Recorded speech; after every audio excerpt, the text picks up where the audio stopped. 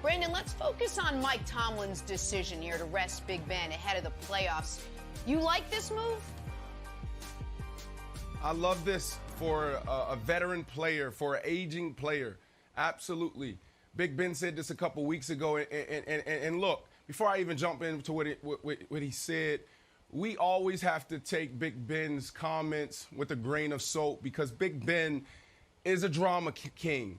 When it comes to injuries, when it comes to his body, it's like, oh, my goodness, I'm about to go on IR, and then he goes out and play the next game, and he throws for four touchdowns. That's his entire career, right, Nick? So let's just be careful there. Yep. But Big Ben, a couple weeks ago, said, look, everybody in the NFL right now is dealing with something. Everybody in the NFL has an injury.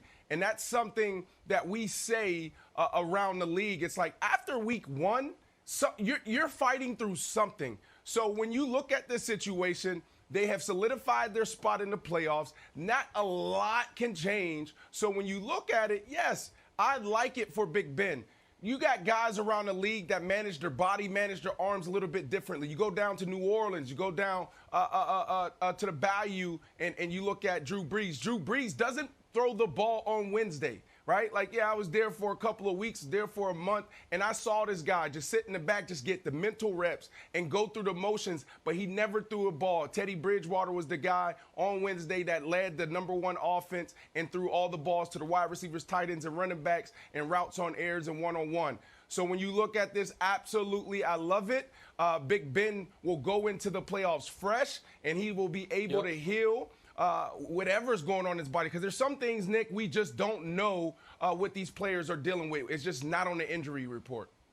It's absolutely right. It's 1,000% the right decision.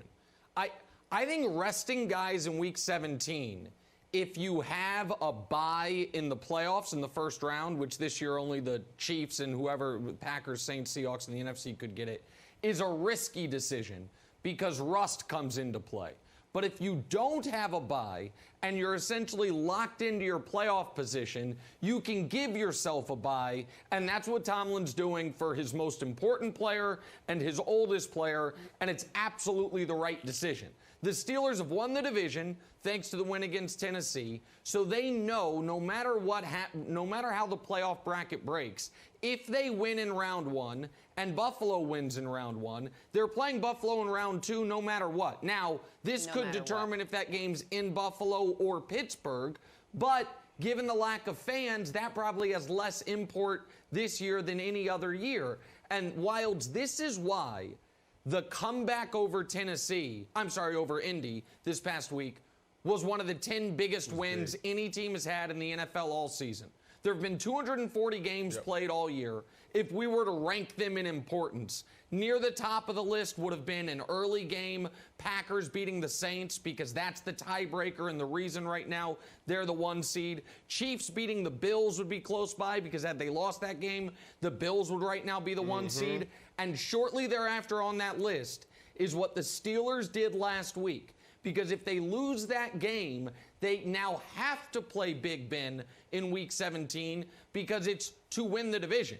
The whether or not they get any home games depends on it. So I think it's a great decision by Tomlin and a very, very it makes the comeback over the Colts even bigger in hindsight. Yep. I'll tell you something that was big. No one's got this take, Brandon. Make you feel better since your Steelers went on a little skid there. I think those losses were probably good.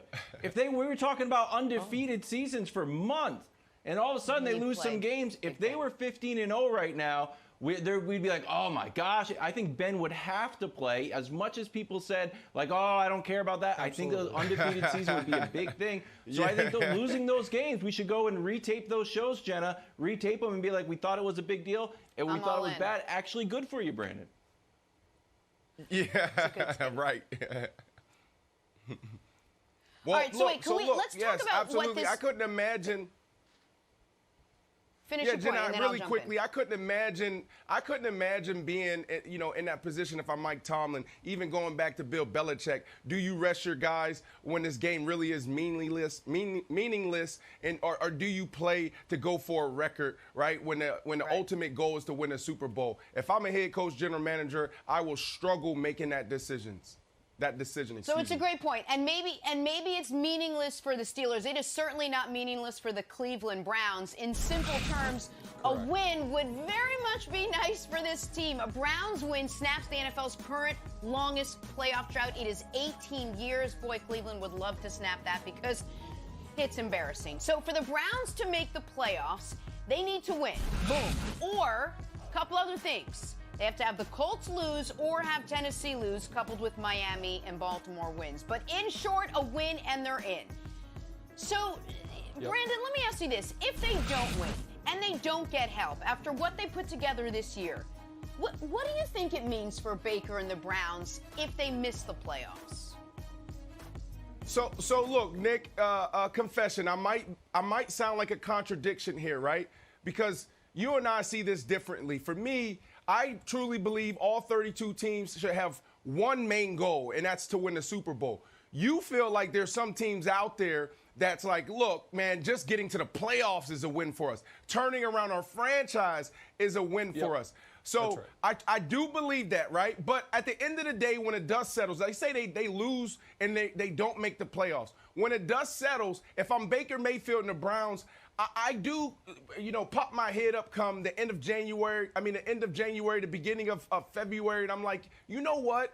We are trending in the right direction. We can build off of this, right? Because you got to start thinking about, what happened the year before and what you can do to build on it and be better. So you have to go through this assessment of the year before. And when you do that and you start thinking about the positive you can take out of it and moving forward, I do think there's a lot that you can be proud of. But at the end of the day, you're still a loser. So Nick, I might sound like a walking contradiction right now, but I don't see the Browns not being in the playoffs. So here's the thing, great. And your take surprised me. My take might surprise you. If they don't make the playoffs, it erases almost all the good they did this year.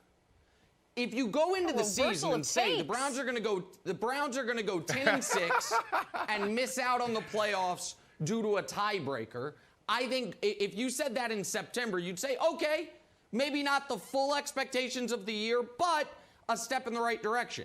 That's if you said it in September.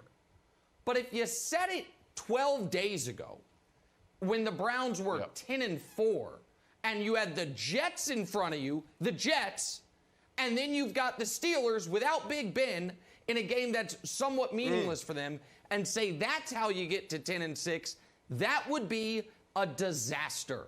And a disaster as far as you actually want Baker and Stefanski to get playoff experience, even if it's only just one game, so like real tangible things, and a disaster as far as like more narrative, like same old Browns. Like, the Clippers of the NFL. Like, even when you think everything's going good, it's going to come crashing down. And so, Wilds, I'm going to steal an analogy from you. You would do a better one. That's why I'm doing it first. Okay, here we go. Feel a little Game of Thronesy. Like, maybe slightly overrated, but everyone understood was great.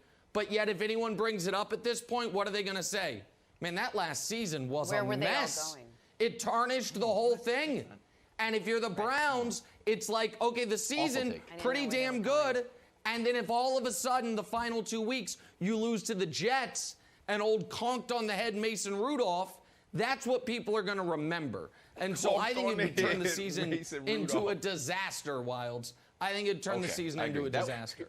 That wasn't really a metaphor. That was just your opinion on Game of Thrones, which I don't know if you've watched or not. But I'm going to give that a B. The Jets versus Mason Rudolph thing, if they lose, that's bad. I want to talk a little bit about Myles Garrett versus Mason Rudolph, because when this came out, everyone's like, oh, let's go. Round 2. Get your boxing gloves. Get all that stuff. And I think everybody, if they followed Myles Garrett's story, has this wrong, except the people on Cleveland.com who wrote some wonderful stuff. So here's the thing. What's really happening, although it is like, it's video that's interesting to watch. I admit that. But here's the real story. Myles Garrett said he was considering retiring from football, Brandon. This was rough for him. And then he said, look, I want to clear the air. This was in September. He said, you know, if it was to happen, I'd be fine with it. Not just fine, I wouldn't mind. I'd be happy. He goes on.